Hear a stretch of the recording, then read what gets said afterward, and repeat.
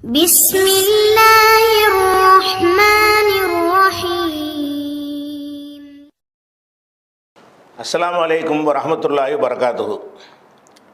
அன்பிற்குரிய சகோதர சகோதரிகளே, நீங்களும் ஆலிம்களாகலாம் என்ற இந்த வகுப்பில் திங்கள் செவ்வாய் ஆகிய 2 நாட்கள் உலூமுல் ஹதீஸ் என்று சொல்லக்கூடிய ஹதீஸ் கலை பற்றி அறிந்து வருகிறோம். ஹதீஸ் கலையில் ஒரு ஹதீஸை சரியானது தவறானது என்று முடிவு செய்வதற்கு பல அளவுகோல்கள் இருக்கின்றன. அதில் முதலாவது அளவுகோல் அந்த செய்தி குர்ஆனுக்கு மாற்றம் இல்லாமல் இருக்கணும், நடைமுறை உண்மைக்கு மாற்றம் இல்லாமல் இருக்கணும். அப்படி இருந்தால் தான் அந்த ஹதீஸ் என்று ஏற்றுக்கொள்ள முடியும் என்ற விதிகளை ஹதீஸ்களை அறிஞர்கள் சொல்லி இருப்பதை வைத்து நம்ம எடுத்து காட்டியிருக்கிறோம். அது மாதிரி பல சஹாபாக்கள் இந்த வழியை கடைப்பிடித்திருக்கிறார்கள் என்ற விஷயத்தையும் நம்ம எடுத்து காட்டியிருக்கிறோம். அந்த தொடரில் தான் அந்த இப்ராஹிம் நபி சம்பந்தமான ஒரு ஹதீஸை சென்ற வாரம் எடுத்துக்கொண்டோம். இப்ராஹிம் நபியை நெருப்பில் தூக்கி எதிரிகள் போட்ட பொழுது பள்ளி அந்த நெருப்பை ஊதி விட்டது, ஊதி பெரிதாக்குறதுக்கு முயற்சி பண்ணியது என்ற காரணத்தினால் பள்ளியை கொல்லுங்க என்று ரசூல் ஸல்லல்லாஹு அலைஹி வஸல்லம் சொன்னதாக வருகிறது. அப்போ அந்த பள்ளியை ஊதுங்க, பள்ளி போய் நெருப்பை ஊதி விடும் என்பது சரியா? அது எப்படியெல்லாம் சரியில்லை என்பதை பார்க்கும் பொழுது, முதலாவதாக இந்த மாதிரியான மனிதன் ஜின் அல்லாத உயிரினங்கள் இந்த தௌஹீது ஷிர்கை எல்லாம் உணர்ந்து தௌஹீதுக்கு எதிராக களமாடுமாண்டா களமாடாது. இஸ்லாம் குஃப்ர் என்பதையெல்லாம் புரிந்து கொண்டு நம்ம குஃப்ரின் பக்கம் நிற்கணும், இஸ்லாத்துக்கு எதிராக நிற்கணும் என்கிற அடிப்படையில் எந்த உயிரினமாவது படைக்கப்பட்டிருக்கான்னு கேட்டால் அப்படி படைக்கப்படவே இல்லை. அதற்கு ஏராளமான குர்ஆன் வசனங்களை உங்களுக்கு எடுத்து காட்டிட்டோம். அதை மீறி என்ன செய்யுதுன்னு கேட்டால் இந்த பள்ளி இந்த மாதிரி செஞ்சதுங்கிறது அப்படி அல்லாஹ்வுடைய அந்த படைப்பு தன்மைக்கு எதிராக இருக்கிறது. அப்போ இந்த பள்ளிக்கு நரகம் கொடுக்கணும், நரகம் ரெண்டு இனத்துக்கு தானே நரகம் அப்படின்னு வந்துடுது.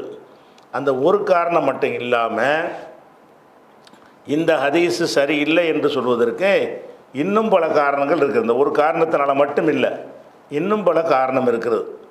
ஒரு பேச்சுக்கு அந்த ஒரு பள்ளி போய் நெருப்பை ஊதி பெருசாக நிச்சயம் என்று வைத்துக்கொள்வோம். வைத்து கொண்டால் அதுக்கு என்ன செய்யணும்? அந்த பள்ளியை கொல்லணும். எந்த பள்ளி இந்த வேலையை செஞ்சிச்சோ அந்த பள்ளியை கொல்லுங்கன்னு சொன்னால் அது அர்த்தம் இருக்குது. அந்த பள்ளியை நம்ம கொல்ல முடியாது, அந்த காலத்தில் முடிஞ்சு போச்சு. அந்த காலத்து மக்களுக்கு தான் அது கொல்ல முடியும். அப்போ இப்போ உள்ள பள்ளியை கொல்றாந்தா எந்த பள்ளியை நம்ம கொல்லுவோம்? அந்த பள்ளியுடைய வாரிசுகளை தான் கொல்லுவோம். எந்த பள்ளி ஊதி விட்டுச்சோ அதனுடைய சந்ததிகளாக வரும் இல்லையா, அவைகள் தான் நம்ம காலத்தில் இருக்க வாய்ப்பு இருக்கிறது, அதை கொல்லுவோம். அல்லது அந்த ஒரு பள்ளி தானே அந்த நெருப்பை ஊதுனுச்சு, உலகத்தில் எத்தனையோ பகுதிகளில் கோடான பள்ளி இருக்குமே, அந்த பள்ளிகள்லாம் படையெடுத்து வந்தால் ஊதுனுச்சு இல்லை, அந்த ஹதீஸ் படி அந்த ஒரு பள்ளி தான். அப்போ ஊதாத பள்ளிகள்லாம் இருக்குமே, அவைகள் எது கொள்ளணும்? அவைகளுடைய வழித்தோன்றல்களாக இருக்கக்கூடிய பள்ளி, நம்ம காலத்து பள்ளிகள் இருக்க, அதை எது கொள்ளணும் அப்படின்னு பார்த்தோம்னா, இப்படி இஸ்லாம் சொல்லாத. ஏதோ ஒரு பள்ளி ஒரு காலத்தை அப்படி செஞ்சுருந்தா கூட அந்த பள்ளி செஞ்சதால் எல்லா பள்ளியும் கொள்ளுங்கன்னு அப்படி ஒரு கான்செப்ட் இஸ்லாத்தில் கிடையாது, உலகத்துலேயும் கிடையாது. உலக நீதிமன்றங்களில் எங்கே எடுத்துக்கொண்டாலும் சரி, இப்போ நான் ஒரு கொலை செஞ்சேன் என்பதற்காக வேண்டி என்னுடைய தகப்பனாரையோ என்னுடைய பிள்ளையோ தண்டிக்க மாட்டார்கள், என்னை தான் தண்டிப்பார்கள். அப்போ யார் யார் தப்பு செஞ்சாங்களோ அவங்க சொந்தக்காரங்க கூட அந்த தப்பை சுமக்க மாட்டார்கள். இப்படித்தான் உலகத்தில் உள்ள அறிவுடைய மக்கள் எல்லாம் அந்த சட்டத்தை வழங்கி வைத்திருக்கிறார்கள். அப்போ ஒருத்தர் சுமையை ஒருத்தர் சுமக்க மாட்டாருங்கிறது ஒரு எல்கேஜி பாடம் இஸ்லாத்தை பொறுத்த வரைக்கும். இன்னும் சொல்ல போனால் இந்த கிறிஸ்தவ மதத்திலிருந்து நம்ம இஸ்லாம் முக்கியமாக வேறுபடுறது இந்த விஷயத்தில் தான். அவங்க என்ன செய்கிறாங்க? ஆதம் அலைஹிஸ்ஸலாம் தப்பு பண்ணார், அதனால் பிறக்கிற அம்புட்டு பேரும் பாவியாக பிறக்கிறாங்க. அவர் ஒரு கட்டளையை மீறினார்னா அதுக்கு அவர் தானே சம்மந்தம், நம்ம எப்படி சம்மந்தமாகும்? நம்ம அவருடைய சந்ததிகளாக இருந்தாலும் அந்த பாவத்தில் நமக்கு எப்படி பங்கு வரும்? மூளை சிந்தனை தனித்தனியாக தான் நல்லா கொடுத்துருக்குறான். அப்போ அவர் செஞ்ச தவறில் நம்மளுக்கு பங்கு இல்லைங்கிறது நம்ம சொல்கிறோம். கிறிஸ்தவர் என்ன சொல்லுவாங்கன்னு கேட்டால், ஆதம் அலைஹிஸ்ஸலாம் தவறு செஞ்சதுனால பிறக்கும் அத்தனை பேரும் பிறவி பாவிகள், பாவியாக பிறக்கிறார்கள். பாவியாக பிறக்கிறாங்க, அதுக்கு ஒரு பலியிடணும். அதுக்கு தான் இயேசு தன்னை பலி கொடுத்து அனைவரின் பாவத்தை சுமந்து கொண்டார். அதுலேயும் அடுத்தால சுமையை சுமக்கிறாங்க. ரெண்டு வகையான செய்கிறான். நம்ம பாவியை பிறக்கிறோம்னா அதுக்கு சரி நாம தான் தௌபா செய்யணும், பரிகாரம் செய்யணும். நீ பாவியாக பிறந்தின்னு சொன்னால் அந்த பிறவி பாவம் அப்படிலாம் போகாது, தௌபா செஞ்செல்லாம் போகாது. வேறு எப்படி போவோம்? அதுக்காக ஒரு பெரிய ஒரு பழிப்பிராணியை கொடுக்கணும். அந்த பழிக்கிற பிராணி தான் தேவ ஆட்டுக்குட்டி, அது இயேசுநாதர். இயேசுநாதருக்கு பேர் தேவ ஆட்டுக்குட்டின்னு வச்சுக்கிறாங்க. அவர் வந்து தன்னையே தானே பழி கொடுத்தாரு, பழி கொடுத்து நம்ம பாவத்தெல்லாம் சுமந்துக்கிட்டாராம். இப்படிங்கிறது வந்து சொல்கிறதுக்கு கண்டித்து தான் இஸ்லாம் வந்து ஒருவர் சுமையை ஒருவர் சுமக்க மாட்டாருங்கிற கான்செப்டை திருக்குரான் மூலமாக பல இடங்களில் சொல்கிறது. அப்படி இருக்கும் பொழுது அந்த பள்ளியை செஞ்சு இருந்தாலும் அந்த காலத்தில் அந்த பள்ளியை கொள்ளுன்னா அது அதோடு முடிஞ்சு போயிருங்க. அதை இன்றைக்கி ஏன் கொள்ளணும்? இந்த பள்ளிக்கு அந்த சம்பவத்தில் என்ன சம்பந்தம்? அதுக்கு தெரியவே செய்யாது அந்த பள்ளிக்கு அது அப்படின்னு சிந்தித்து பார்க்கும் பொழுது இது ரொம்ப பெரிய பேசிக் மாற்றமாக இருக்குது. உலகத்தில் எந்த நீதிமன்றங்கள்லாம் ஏற்றுக்கொள்ளாத, உலகத்தில் உள்ள எந்த ஒரு மாணவன் தவறு செஞ்சதுக்காக வேண்டி இன்னொரு மாணவன் போட்டு அடிப்பாங்களா? ஒரு ஆசிரியர் அடிப்பாரா? மூத்த மகன் தப்பு செஞ்சதுக்காக வேண்டி இளைய மகனை போட்டு தாயார் அடிப்பாங்களா? ஒருத்தர் தப்புக்கு ஒருத்தர் எப்படி தண்டிப்பாங்க? இது ஒரு பொதுவாக எல்லாருக்கும் தெரிஞ்ச ஒரு எல்கேஜி மாதிரி ஒரு விஷயம். அது இஸ்லாத்தில் ரொம்ப அடிப்படை கொள்கையாக வைக்கப்பட்டு இருக்கிறது. இப்போ என்ன செய்கிறாங்க? அந்த பள்ளி விஷயத்தில் அந்த பள்ளியை ஊதியதோடு நிப்பாட்டினா பரவாயில்லை, அதுக்காண்டி நாம் இப்போ எதுக்கு இந்த பள்ளியை கொல்லணும்? இந்த பள்ளி வந்து அந்த பள்ளியுடைய செயலுக்கு எப்படி பொறுப்பாகும்? ஆகாது, பொறுப்பு சாட்ட முடியாது. அப்போ அது சம்மந்தமாக இஸ்லாம் என்ன சொல்லுதுன்னு பார்த்தீங்கன்னா, குரானில் வந்து பல இடங்களில் இதெல்லாம் இந்த கொள்கையை தெளிவுபடுத்துகிறான். 6வது அத்தியாயத்தில் 164வது வசனத்தை எடுத்துக்கிட்டிங்கன்னா, ஒலா தக்ஸிபு குல்லு நஃப்ஸின், ஒவ்வொரு ஆத்மாவும் இல்லா அலைஹா, தன் மீதே தவிர, தனக்காகவே தவிர சம்பாதிக்காது. நான் எதை சம்பாதிச்சாலும் எனக்கு தான். நான் ஒரு நல்ல ஒரு காரியம் செய்கிறேன்ட்டு வைங்க, அதனுடைய பிரதிபலன் யாருக்கு? எனக்கு தான். எந்த ஒரு ஆத்மாவும் இல்லா அலைஹான்னா தன் மீதே தவிர அது எதையும் சம்பாதிக்காது. இப்போ நம்ம ஒன்றை சம்பாதிக்க ஒரு தொழுகிறோம், நோன்பு வைக்கிறோம் என்று சொன்னால் அதனுடைய நன்மை நமக்கு கிடைக்குமே தவிர வேறு எவனோ செஞ்ச தொழுகையுடைய நன்மை நமக்கு என்ன செய்யாது? கிடைக்காது. அது மாதிரி உலா தசிறு வாசிரத்தும், ஒரு சுமக்கக்கூடிய ஆத்மா சுமக்காது, விஸ்ர உஹ்ரா, மற்றொன்றுடைய சுமையை சுமக்காது. விஸ்ரனா சுமை. அப்போ எந்த ஒரு ஆத்மாவும் வேறு ஒரு ஆத்மாவுடைய சுமையை சுமக்காது. ஆத்மாவில் வந்து மனுஷனும் வருவான், எல்லா உயிரினமும் வரும். அப்போ எந்த ஆத்மாவும் வேற ஒரு ஆத்மாவுடைய சுமையை சுமக்காது என்று சொன்னால் அந்த பள்ளி தீயை மூட்டி விட்டதை வந்து இந்த பள்ளி எப்படி சுமக்கும்? உலகம் பூரா வாழக்கூடிய பள்ளிகளுக்கு என்ன அதில் பொறுப்பு இருக்கிறது? அப்போ இது குர்ஆனோட மோதுகிறது. இந்த வசனத்துக்கு மாற்றமாகவும் எது இருக்குது? இந்த பள்ளி சம்பவம் இருக்குது. அதே மாதிரி இந்த விஷயத்தை 17வது சூறாவில் 15வது வசனத்தில் அல்லாஹ் சொல்லுகிறான், மணிஹுத்ததா, யார் நேர்வழி பெறுகிறானோ இன்னமா எகுத்ததில் நப்சிஹி, அவன் தனக்காகத்தான் நேர்வழி பெறுகிறான். ஒருத்தர் நேர்வழி பெறுறான்னா அவனுக்கு தான் அது. உமல் அல்ல, யார் வழிகட்டு போயிடுறானோ இன்னமா எழுது அலைஹா, அது தனக்கு எதிராகத்தான் வழிபட்டு போகிறான். வழிகட்டான் அவனுக்கு தான் கேடு, நேர்வழி பெற்றால் அவனுக்கு தான் நன்மை. இது முடிஞ்சிட்டு அடுத்து இதான் முக்கியமானது. ஒலா தசிறு வாசிரத்துன் விஸ்ரவுஹுரா, ஒரு சுமக்கக்கூடியவன் மற்றவனின் சுமையை சுமக்க மாட்டான். அப்போ இது 17, 15 அல்லாஹ் இது அழுத்தமாக சொல்கிறான். ஒருத்தர் சுமையை ஒருத்தர் சுமக்க மாட்டான் என்பது எல்லா நஃப்ஸுக்கும் உள்ள ஒரு விஷயந்தான் இது. அப்போ வந்து ஒரு பள்ளியுடைய குற்றத்தில் வந்து மற்ற பள்ளிகளுக்கு சம்மந்தம் இல்லைன்னா அதுக்காக வந்து இந்த காலத்து பள்ளியை எதுக்கு கொள்ளணும்? அதுக்காக கொள்ள சொன்னால் தப்பு தானே. அதே மாதிரி வந்து 35:18 அல்லாஹ் சொல்கிறான், ஒலா தசிறு வாசிரத்துன் விஸ்ர உஹ்ரா, ஒருவருடைய சுமையை இன்னொருவர் சுமக்க மாட்டார். அதே மாதிரி அது இன்னும் எப்படி வருதுன்னு கேட்டால், ஒயின் தது முஸ்கலத்துன் இலா ஹிம்லிஹா லா யுஹமல் மின்ஹு ஷைஉன், ஒரு சுமை சுமத்தப்பட்ட ஒரு ஆத்மா வந்து அதை ஏற்றுக்கொள்ளுங்கள் என்று வேறு ஒரு நஃப்ஸை அழைச்சிச்சின்னு சொன்னால் யாரும் வந்து சுமந்துக்கிற மாட்டாங்க. உளவுக்கான அதா குர்பா, அவங்க நெருங்கிய சொந்தக்காரங்களாக இருந்தாலும் சுமக்க மாட்டாங்க மறுமையில். அப்போ ஒருத்தர் பாவத்தை ஒருத்தர் சுமக்க மாட்டாங்கங்கிறது இவ்வளோ அழுத்தமாக இந்த வசனத்தில் நமக்கு சொல்லப்பட்டு இருக்கிறது. இதுக்கு மாற்றமாக இருக்கா இல்லையா? அதே மாதிரி வந்து இதே கருத்தை வந்து 39:7 வசனத்தில் அல்லாஹ் சொல்லுகிறான், ஒலா தசிறு வாசிரத்துன் விஸ்ர உஹ்ரா. அதே வாசகம்தான், பல இடங்களில் அதை இது முத்திரையாக வைக்கிறான். இது நல்லா பதியணும் என்பதற்காக வேண்டி ஒவ்வொரு விஷயத்தை பேசிகிட்டு வரும்போதும் அந்த இடத்துல அந்த லாக் போட்டுறான்ல. ஒரு சுமையை ஒரு சுமக்க மாட்டாருங்கிறது இஸ்லாத்தினுடைய ஃபண்டமெண்டலான ஒரு கொள்கை, பேசிக்கான கொள்கை. 39:7.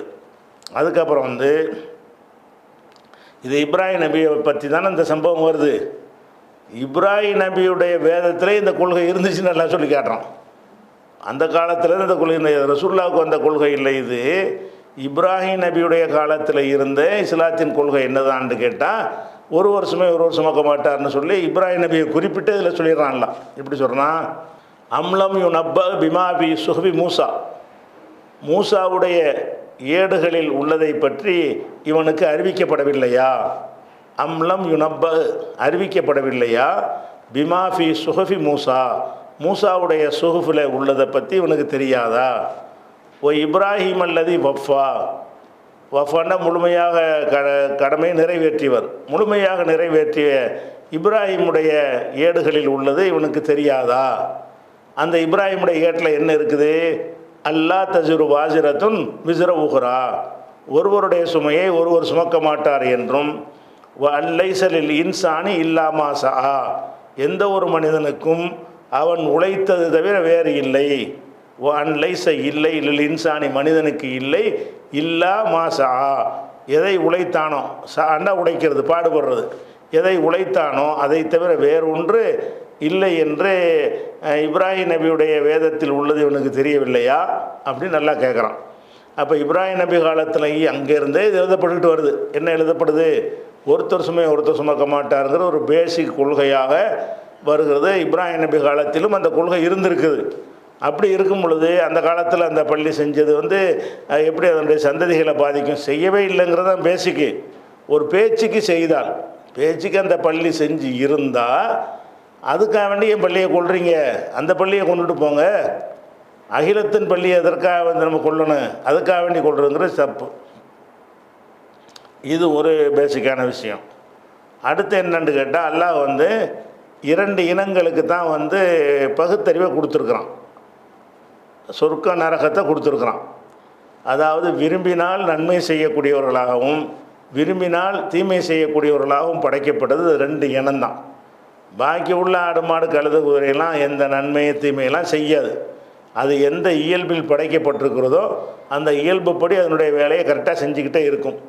அதுக்கு வந்து நல்லது கெட்டது, சொர்க்கம் நரகம், பாவம் தண்டனை பரிசு ஒன்றுமே கிடையாது. அப்படி இருக்கும்போது அதெல்லாம் சொல்லி காட்டுறான். ஓ தம்மத்து களிமத்து ரப்பிக்க, உமது இறைவனுடைய வார்த்தை முழுமையாகிவிட்டது. என்ன வார்த்தை? ல அம்ல அன்ன ஜஹன்னம, ஜஹன்னமை நரகத்தை நிரப்புவேன், மின்னல் ஜின்னத்தி ஒன்னாசி, ஜின் இனத்திலிருந்து, அதான் இப்லீஸ் வகைராக்கள் இருந்து, ஒன்னாசி மனிதர்களிடமிருந்து 2 இனம் தான், ஜின் இனம் ஒன்று, மனித இனம் ஒன்று. இந்த 2 இனத்திலிருந்து தான் நரகத்தை நான் நிரப்புவேன். அப்படின்னா என்ன? கேள்வி கணக்கு இந்த 2 இனத்துக்கு தான். பாவ புண்ணியம் என்பது இந்த 2 இனத்துக்கு தான். இந்த 2 இனத்தை தவிர மற்ற யாரையும் கொண்டு நரகத்தை நிரப்ப மாட்டேன்னு சொன்னால் அப்போ இந்த பள்ளியுடைய செயலுக்கு தண்டனை இல்லை. அப்போ தானே வருது. அப்போ இந்த பள்ளிக்கு பகுத்தறிவு இல்லை, அவைகள் இந்த சட்டத்திற்கு கட்டுப்பட்டது கிடையாது. அந்த மாதிரி வரும் பொழுது அது எப்படி ஒரு பாவமான காரியத்தை செய்யுது? அது இயல்பாக போய் ஒருத்தனை கொட்டுறது கடிக்கிறது செஞ்சிச்சுன்னா அது பாவத்தில் வராது, அதனுடைய இயல்பு. அது நல்லவனையும் கடிக்கும் கெட்டவனையும் கடிக்கும். அந்த வேலையை இது செய்யலை. இது குஃபுருக்கு சப்போர்ட்டாக இஸ்லாமுக்கு எதிராக வந்து நின்று என்ன செஞ்சுருக்கு, அந்த காரியத்தை செஞ்சிருக்கு என்று தான் அந்த ஹதீஸில் உள்ள வாசகம் சொல்லுகிறது. இப்ராஹிமுக்கு எதிராக நெருப்பை எதுக்கு நெருப்பை எதுக்கு மூட்டினா? இப்ராஹிம் வந்து இஸ்லாத்தை சொன்னதுக்காக தானே, அவன் குஃபுரில் இருந்ததுனால தானே. அப்போ இஸ்லாத்துக்கும் குஃபுருக்குமான ஒரு போர்க்களத்தில் வந்துக்கிட்டு குஃபுரின் பக்கம் போய் நிற்குமா? நிற்காது. அந்த ஒரு வசனத்தின்படி பார்த்தாலும் இந்த ஹதீஸு சரியான ஹதீஸ் கிடையாது. புகாரில் வந்திருந்தாலும் நம்ம என்ன செய்யணும், நம்ம சிந்திக்கணும். இதை வந்து இஸ்லாமிய பேசிக்கு மாற்றமாக இருக்குது.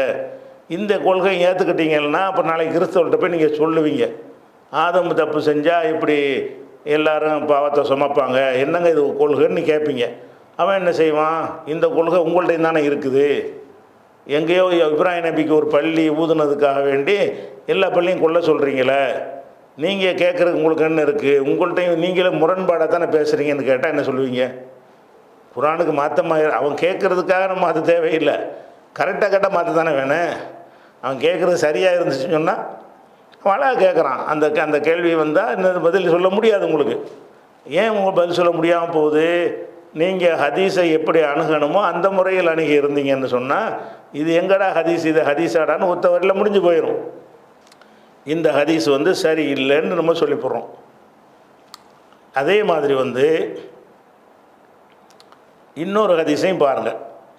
ஏன்னா இப்படி ஒரு 5-6 ஹதீஸை உதாரணத்துக்கு நீங்கள் தெரிஞ்சுக்கிட்டா தான் எப்படி அந்த குர்ஆனுக்கு முரண்படுதுங்கிறத எப்படி நம்ம கவனமாக ஆய்வு செய்வது, அந்த கவனம் கூர்மை பெறும் என்பதற்கு தான் சில உதாரணங்களை எடுத்துக்காட்டுகளை நம்ம சொல்லுகிறோம்.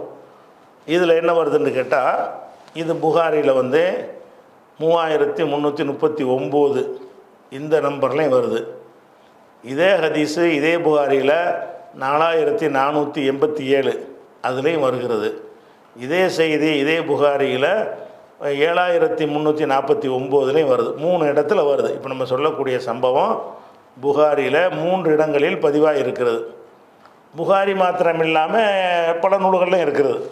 முஸ்லீமில் இன்னும் பல ஹதீஸ் நூல்களில் எல்லாம் இந்த சம்பவம் இடம்பெற்று இருக்கிறது.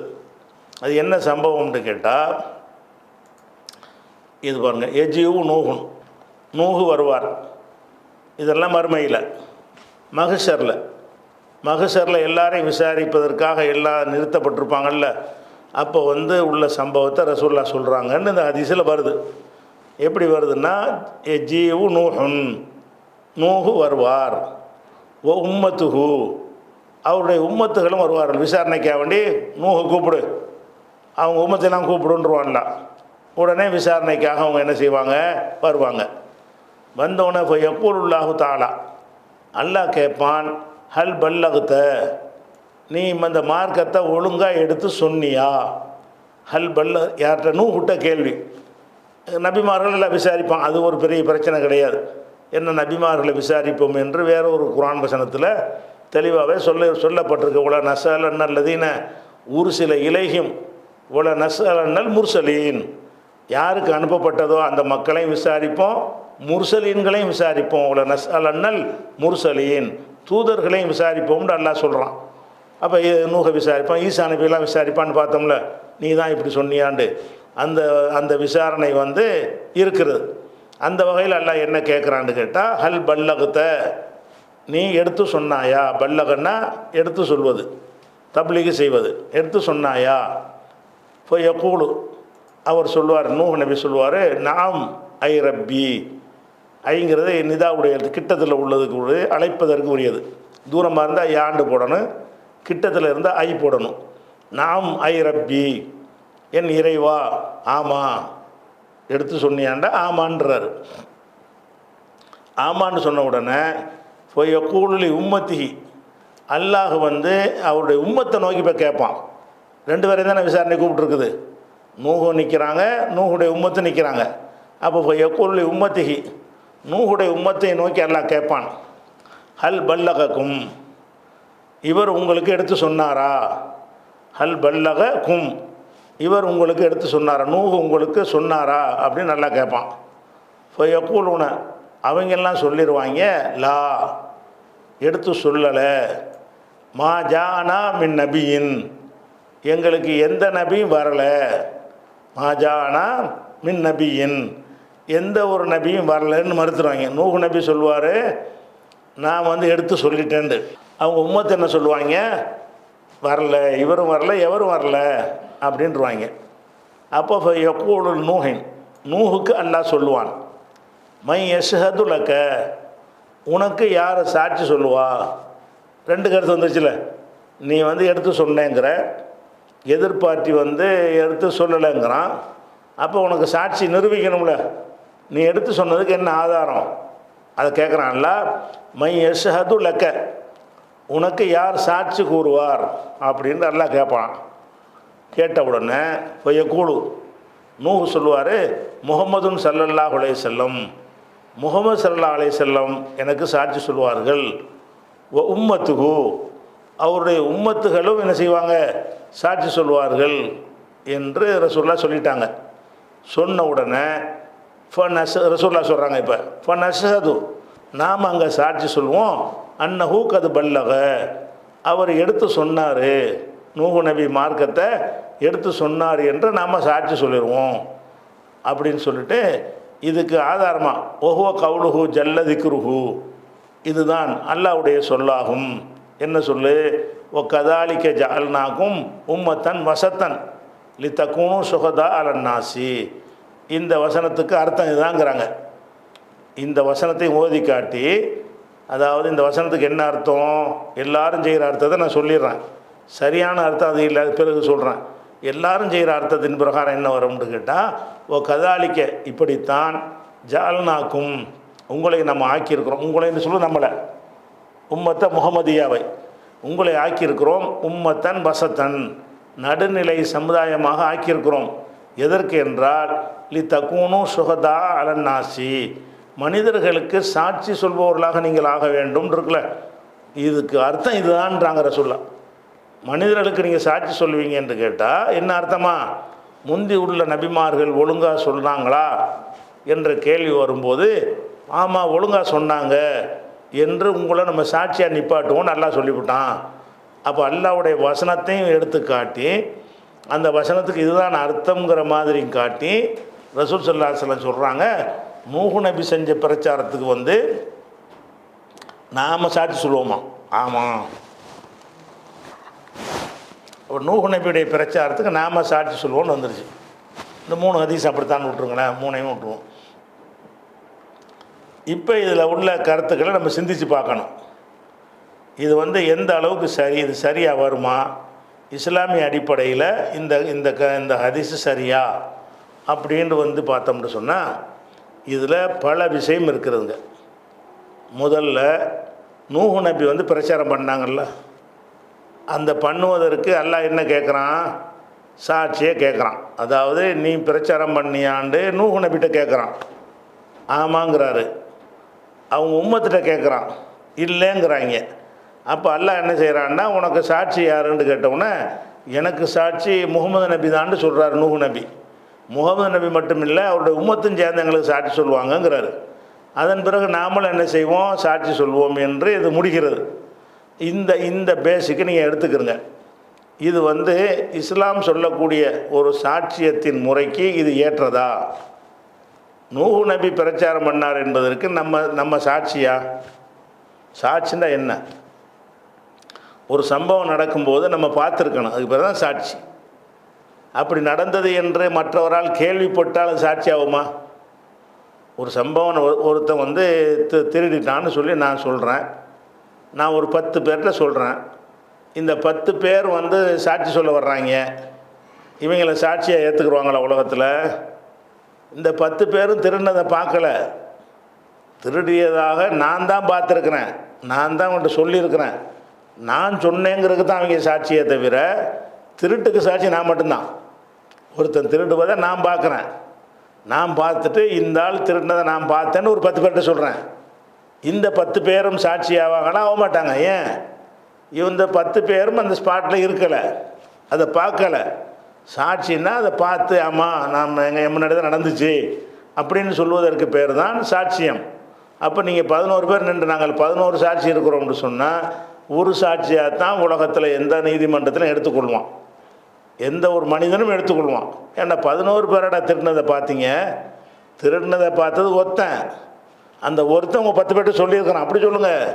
இந்த 10 பேரும் நீங்கள் எதுக்கு சாட்சியாக இருக்கிறீங்கன்னு கேட்டால், அந்த ஒருத்தன் உங்கள்கிட்ட சொன்னான்ல அதுக்கு தான் சாட்சி. இந்த ஒருத்தர் எங்களுக்கு சொன்னார், இந்த ஒருத்தர், அது ஒரு சாட்சி தான். அப்போ ஒரு கேள்விப்பட்டதை வேறு வகையில் அறிந்து கொண்டதை ஒருவன் சொல்வதை சாட்சின்னு உலகத்தில் யாராவது சொல்லுவாங்களா? அப்போ இங்கே நூஹு நபியே நம்ம பார்க்கலை, நூஹு நபி பிரச்சாரம் பண்ணாராங்கிறதுக்கு நம்ம சாட்சியாக இருக்கலை. அந்த காலத்தில் உள்ள மக்களையும் நம்ம பார்க்கலை. நூஹு நபி பிரச்சாரம் பண்ணாருங்கிறது நம்ம வேறு ஒரு சோர்ஸில் தெரிஞ்சு வச்சுருக்குறோம். என்ன சோர்ஸு? அல்லாஹ்வுடைய குர்ஆன்ங்கிற சோர்ஸில் அறிஞ்சு வச்சுருக்குறோம். வேறு ஒரு சோர்ஸில் அல்லாஹ் நினைஞ்சிட்டான், நூஹு நபின்னு ஒருத்தர் அனுப்பணும், அவர் இந்த மாதிரி செஞ்சார், இந்த மாதிரி எதிர்த்தாங்க, கடைசியில் அழிச்சுவிட்டோம் அப்படிங்கிறது இருக்குது. அப்போ நூஹு நபி செஞ்சார் என்பதை நாம் அறிந்து வைத்திருக்கிறோம். அறிந்து தான் வைத்திருக்கிறோமே தவிர நம்ம சாட்சியாக இருக்கலை, நம்ம பார்க்கவே இல்லை. அப்போ நம்ம போய் நூஹ் நபி பண்ணாரான்னு கேட்டால் இது எப்படி நான் வந்து சாட்சி சொல்லுவேன்? நூஹ் நபி பிரச்சாரம் தான் பண்ணார், அதில் வந்து நாங்கள் சாட்சி சொல்கிறோம் அப்படின்னா இவ்வளவு கிறுக்குத்தனமாக அல்லாவுடைய சாட்சி விசாரணை இருக்கவன் அவன் எதிரி கேட்க மாட்டான். கேட்டால் பதில் சொல்கிற மாதிரி நம்மள்கிட்ட தன்மை இருக்கணுமா இல்லையா? அவன் என்ன கேட்பான்? அல்ல இவங்களை நான் பார்க்கவே இல்லை, இவங்க எப்படி சாட்சி சொல்லுவாங்க அப்படி கேட்க மாட்டான். எதிரிகள் என்ன பண்ணுவான்? எங்களுக்கு நூஹ் நபி வந்தார் இவங்க சாட்சி சொல்கிறாங்க, இவங்களாம் நாங்கள் பார்த்ததே கிடையாது, இவங்க எப்படி சாட்சி சொல்லுவாங்க?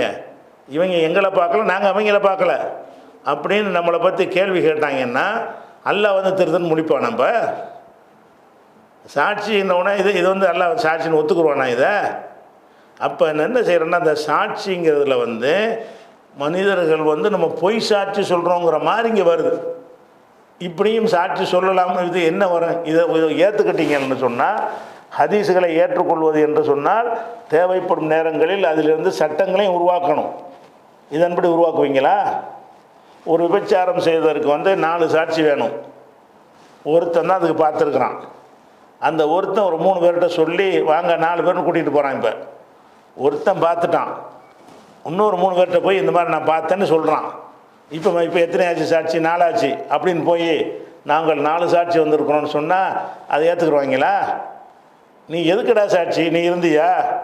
நீ பார்த்தியா? இல்லை, அவன் செஞ்சதை அவன் சொல்லியிருக்கிறான், அவன் சொன்னான் என்பதற்கு தான் நீ சாட்சியை தவிர அந்த செயலுக்கு நீ எப்படி சாட்சி ஆவாய்? எந்த ஒருத்தன் பார்த்தானோ அவன் மட்டும்தானே சாட்சி ஆவான். அப்படி தானே எடுத்துக்கொள்வாங்க. அப்போ சாட்சிங்கிறதுக்கு முக்கியமான அப்போ என்ன வரும்? இதெல்லாம் இப்படி கூட சொன்னால் கூட ஏற்றுக்கலான்னு வந்துடும். ஏன்? நூஹ் நபி உம்மத்து சாட்சியத்தை எல்லாம் ஏற்றுக்கிட்டான்ல. ரசூலுல்லாஹ்வுடைய உம்மத்துடைய சாட்சியத்தை வந்து அவங்க காணாத ஒரு விஷயத்திற்கு, அவங்க காலத்தில் நடக்காத ஒரு விஷயத்திற்கு சாட்சி சொல்கிறாங்க. அது ஓகேன்னு அல்லாஹ் ஏற்றுக்கிட்டான்னு சொன்னால் இப்போ நம்மளும் ஏற்றுக்கலாம்ல? இப்போ அல்லாஹ் ஒன்றை ஏற்றுக்கொண்டு அங்கீகரிக்கிறான்ல. அப்போ இனிமேல் என்ன செய்யலாம்? 4 சாட்சி கொண்டு வர ரொம்ப ஈஸியாக போயிடும். ஒருத்தனே என்ன செய்ய வேண்டியது? 3 பேரை உண்டாக்கி கொண்டு போயிட வேண்டியது. இப்போ 4 ஆயிடுச்சு. அந்த 3 பேர் நீ பார்க்கல, பார்க்காட்டி என்ன நாங்கள் பார்த்தவர்கிட்டன்னு கேள்விப்பட்டிருக்கோம்ல. நாங்கள் குரான்லேருந்து அறிஞ்சிக்கிட்டோம்னு சொல்கிற மாதிரி நாங்கள் அந்த காலத்தில் வாடாட்டி என்ன நம்பிக்கையான ஒரு அல்லாஹ் சொன்னதுனால நாங்கள் ஏற்றுக்கிட்டு நாங்கள் என்ன செய்யணும்? சாட்சி சொன்னோம்ல. அந்த மாதிரி நாங்கள் பார்க்காவிட்டாலும் இந்த ஒரு ஆள் வந்து ரொம்ப நம்பிக்கையாளர் நாங்கள் கருதுகிறோம், அவர் சொன்னதை நாங்கள் நம்புகிறோம், இப்போ நாங்களும் தான் சாட்சி. அதுக்கு ஆதாரம் வந்து அல்லாஹ்வுடைய நூஹ் நபியுடைய சாட்சி என்ன ஆதாரம் அப்படின்னு கேட்டால் ஒத்துக்கிறீங்களா? அப்போ என்ன செய்வீங்க? அது எப்படிப்பா வரும்? அப்போ அதை தானே இதுலேயும் வரேன். நீங்கள் ஒத்துக்கிற மாட்டீர்கள் என்று சொன்னால் அதே விஷயம் இதில் வருமா இல்லையா? விளையாட்டு ஹதீஸெல்லாம் அது வந்து சட்டம் எடுக்கணும். ஒவ்வொரு வார்த்தையிலேருந்து சட்டங்கள் பெறப்படணும். சட்டங்கள் படி நம்ம வாழணும். எல்லாத்துக்கும் தான் இந்த ஹதீஸில் இருக்கிறது.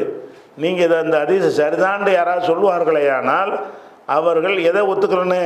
காணாத ஒன்றுக்கு, வேறு வகையில் அறிந்த ஒன்றுக்கு சாட்சி சொல்லலாம். காணவில்லை, ஏதோ ஒரு வகையில் கேள்விப்பட்டு அறிகிறார்கள், அறிந்தால் அவர்களும் சாட்சி ஆகி விடுவார்கள்ன்ற கான்செப்ட் வந்தால் உலகமே நாரி போயிடும். எவன் மீது எவன் அவதூற சொல்லி என்ன செய்வான்? 3 பேரை செட்டப் பண்ணி கொண்டு போயிடுவான். அப்போ வந்து இப்போ எந்த நீதி நியாயம் அனைத்துமே அழிக்கப்பட்டு போயிடும். எவ்வளோ பயங்கரமான ஒரு விஷயம் இது. இல்லாத ஒன்றுக்கு போய் நம்மளை சாட்சி சொல்லுவோம்னு சொல்லி அல்லாஹ் அதை ஏற்றுக்குருவான்னு சொன்னால் எப்படி இது? அப்போ சாட்சி சொல்கிற விஷயத்துக்கு வந்து என்ன அடிப்படைன்னு கேட்டால் கண்ணால் பார்க்கணும். ஷஹாதத்து என்று சொன்னால் என்ன செய்யணும்? நேரடியாக ஷஹீத என்பதற்கு பல அர்த்தங்கள் இருக்கிறது. சாட்சிங்கிற அர்த்தம் இருக்கிறது. இந்த சாட்சிங்கிற அர்த்தத்தில் வைத்து நீங்கள் சாட்சியாக நம்ம சொல்ல போகிறோம். இதில் பல அர்த்தத்தை நம்ம கொடுக்கல. அவங்க அந்த ஹதீஸை சரிகாணக்கூடியவங்க அர்த்தத்தின் பிரகாரம் அல்லாஹ் வந்து சாட்சியை தான் கேட்குறான், நம்ம சாட்சியை தான் சொல்கிறோம். இது எப்படி சாட்சி ஆகும்?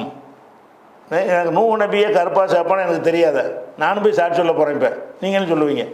இதை கேட்டுக்கிட்டு 50 பேருமே என்ன செய்ய போகிறோம்? நம்ம சொல்லுவோம், இறைவா நீ நூஹ் நபிக்கு வந்து நீ வந்து தூதரை அனுப்புனா எங்களுக்கு தெரியும், இவங்களுக்கு தான் அனுப்புனா எங்களுக்கு தெரியும்னு சொல்லி இவங்களையும் பார்க்காம நூஹ் நபியையும் பார்க்காம அனுப்புனா என்று சொல்லி போய் சாட்சி சொல்லுவோம் என்றால் நீங்களும் சொல்லத்தான் போய் நானும் தான் சொல்ல போகிறேன். இந்த ஹதீஸ் பிரகாரம் இதை ஏற்றுக்கொண்டால் இது அல்ல ஏற்றுக்கொள்வானா? இந்த சாட்சியத்தை ஏற்றுக்கொண்டு அப்படியான்னு கேட்பானா? இது எப்படி? பேசிக்கே அடிபட்டு போச்சு. இப்படி ஒன்றும் கிடையாதுங்க. இது எப்படி கொஞ்சமாக ஒரு லாஜிக் வேணாமா? இது அல்லாஹ் இதை செய்வானா? ஒரு மனுஷன் செய்வானா இதை? அப்போ எவ்வளோ பெரிய அல்லாஹ் வந்து ஜீனியஸு. அப்போ மனிதன் கொஞ்சம் புத்தி உள்ள ஒரு மனிதர்கள் யாராவது இப்படியான ஒன்றை சொன்னால் சிரிக்க மாட்டாங்க. அவன் நேராக பார்க்காத ஒன்றை என்ன செய்கிறான்? அவர் சொன்னார், இவர் சொன்னார்னு சொன்னான்னு சொன்னால் அது எப்படிடா நீ சொன்ன? முக்கியமான ஒரு ஆள் தான் சொன்னார், அந்த முக்கியமான ஆளை கொண்டுட்டு வா, அவரை விசாரிக்கணும், ஒரு முக்கியமாக இல்லையாண்டு அவரை கிராஸ் பண்ணணும். அப்படி தான் சொல்லுவாங்களே தவிர முக்கியமான ஆளுக்கு சொன்னாங்கன்னு ஏற்றுக்குருவாங்களா? அப்போ சாட்சியம் என்பது வந்து எந்த ஒரு விஷயத்துக்கு நீங்கள் ஒரு கொடுக்கல் வாங்கலுக்கு சாட்சி சொன்னாலும் அவன் கொடுக்குறதையும் நீங்கள் வாங்குறதையும் நீங்கள் பார்க்கணும். அந்த தேதி உங்களுக்கு கரெக்டாக சொல்லணும். என்ன தொகையை கொடுத்தாங்கிறத கரெக்டாக நீங்கள் சொல்லணும். இல்லை என்னமோ கொடுத்தாரு, என்னமோ பார்த்தாண்டா கூட தள்ளி விட்ருவாங்க. எப்படிலாம் நீங்கள் பார்க்கணும். இவர் 1,00,000 இவர்கிட்ட வாங்கினார்னு நீங்கள் சொல்வதாக இருந்தால் அதனுடைய அத்தனையும் கேள்வி கேட்பான். 1,00,000 நீ கொடுத்ததை பார்த்தியா? ஆமாம். இவன் வாங்கினதை பார்த்தியா? ஆமாம்.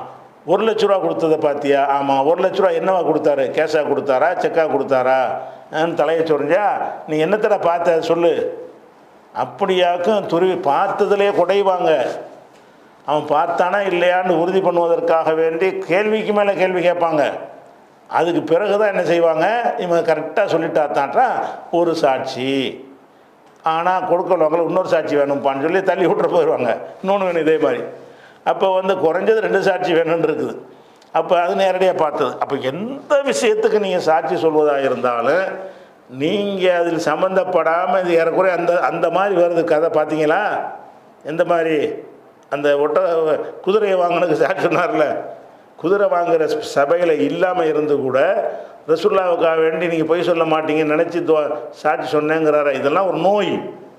இதெல்லாம் என்னது? ஒரு விதமான மனப்பிறழ்வு வந்தால் தான் இதெல்லாம் ஏற்றுக்கொள்வார்கள். பிரைட்டாக இருக்கிற யாரும் ஏற்றுக்கொள்ள மாட்டார்கள். மூளை தெளிவாக இருக்கிற யாரும் இது எப்படி சாட்சின்னு தான் கேட்பார்கள். இது ஒரு விஷயமாச்சா? இதில் இன்னும் பல கேள்விகள்லாம் வருது. இன்ஷா அல்லாஹ் அதை நாளைக்கு பார்ப்போம்.